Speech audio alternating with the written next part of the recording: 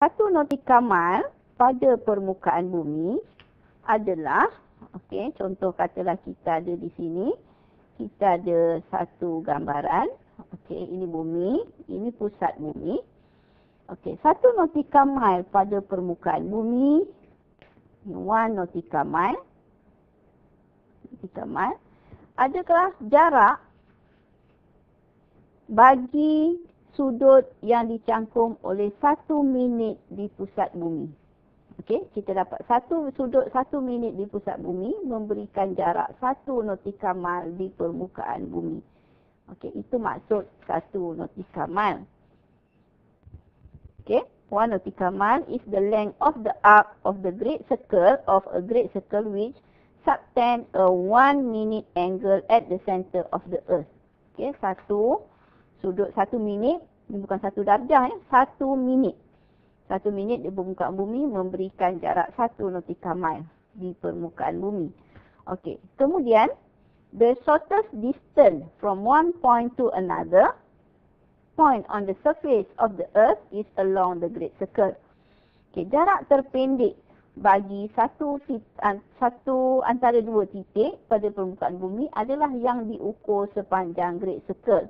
So kalau kita nak cari jarak paling pendek, contohnya katalah kita ada ini titik B, di sini titik C.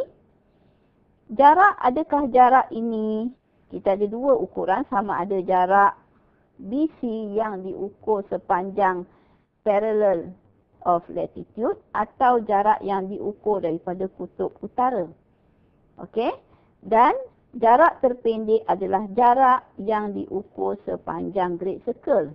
So antara parallel latitude dengan great circle, yang mana merupakan jarak paling pendek, yang mana merupakan great circle, mestilah daripada kutub utara. Sebab kutub utara ni dia merupakan sebahagian daripada great circle. Jadi CB yang kita ukur di atas ni lebih pendek jaraknya dari CB yang kita ukur dari sepanjang parallel of latitude. Okey, itu maksud dia. Okey, kemudian kita ada di sini maksud 1 knot. 1 knot, KNOT. 1 knot bermaksud 1 nautical mile per hour. Ini adalah ukuran speed, laju speed yang digunakan oleh aeroplane, okey, dan juga oleh kapal laut. Okey, ship. Okey, ship dia tak guna kilometer per hour. Kapal terbang juga dia tidak guna kilometer per hour. Dia guna knot, nautical mile per hour. So ini adalah unit untuk speed. Okey, so kita tengok di sini distance bagi permukaan di bumi.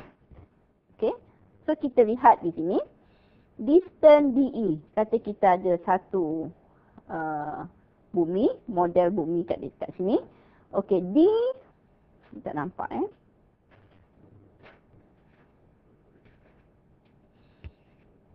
Okey, D adalah titik di sini. D, E di sini. Okey, untuk dapatkan jarak DE, kita perlu tahu sudut yang dicangkum oleh DE. Okey, so sudutnya di sini.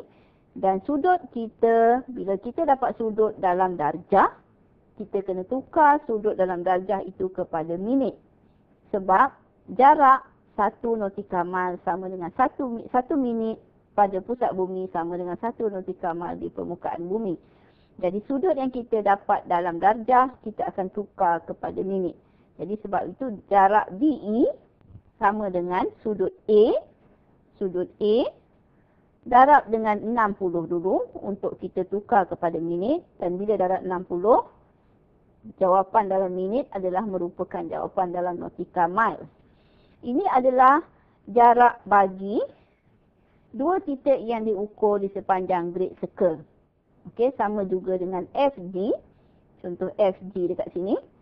Okey, oleh kerana sudut untuk FG di sini adalah B. So jarak FG sama dengan B darab 60 nautical miles. Okey. Sekarang kita tengok jarak JK. JK berada pada parallel of latitude theta darjah utara.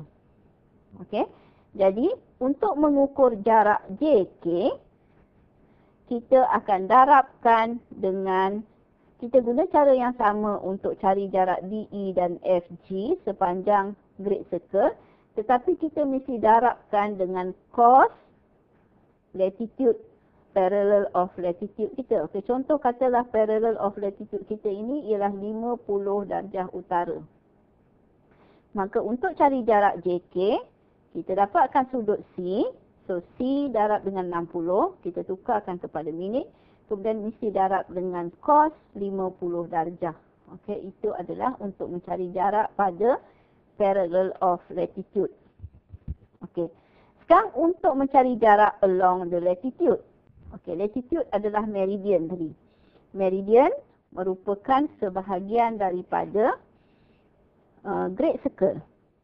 Okey, meridian adalah sebahagian daripada Great Circle, dan untuk mencari distance along the meridian, kita akan cari different antara latitude. Contoh kita nak cari jarak di sini. Bila nak cari jarak antara D dengan E, kita akan gunakan latitude ini dengan latitude ni. Okey, latitude ini. So ini adalah different. Jadi sudut ini adalah different antara dua latitude. Jadi macam mana kita nak cari? Kita akan lihat distance dia sama dengan different between two latitude. Kita darab saja dengan 60 dan kita dapat dalam nautica mile. Okey, itu adalah jarak di sepanjang longitude. Okey, bagi jarak di sepanjang parallel of latitude, seperti yang kita tulis di sini, sama dengan different. Okey, different bagi dua longitude. Contoh macam ni, JK, kita nak sudut ni. Untuk dapatkan sudut ni, kita perlu cari jarak antara dua longitude. Okey, dan different itu, kita akan lihat, kalau misalnya dua-dua mempunyai arah yang sama, east dengan east, maka kita tolakkan saja untuk mendapatkan different. Tapi kalau satu east, satu west, maka kita akan tambahkan untuk dapatkan sudut di sini. Okey, begitu juga dengan different between latitude tu. Okey, so kalau kita ada satu utara, satu selatan untuk dapat sudut, contoh kita ada sini 50 darjah utara, kita ada di sini 30 darjah selatan, maka sudut dia adalah 50 tambah 30. So kita dapat 80.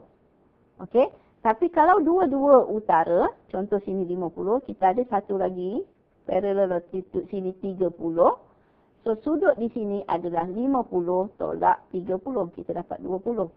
Jadi kalau arahnya dua-dua sama, maka kita tolakkan. Kalau arahnya berlainan, satu utara, satu selatan, atau satu timur, satu barat, maka kita tambahkan untuk mendapatkan differentnya.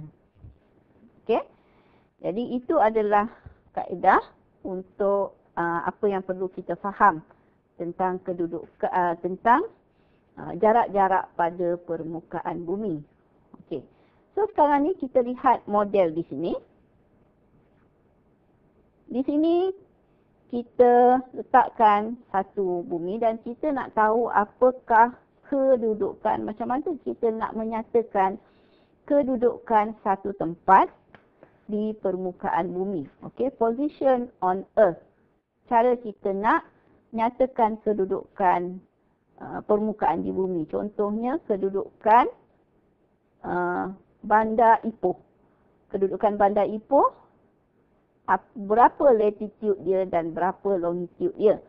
Okey, jadi cara kita menulis kedudukan satu tempat di bumi adalah, contohnya katalah bandar itu bandar P, kita letak P, buka kurungan, kita tuliskan latitude-nya, kemudian koma, tuliskan longitude, tutup kurungan.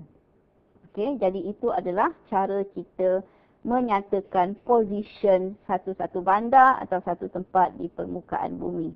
Okey, so selepas ini kita akan lihat macam mana kita nak namakan, ada banyak tempat di sini, P, Q, Z, B, X, C dan A.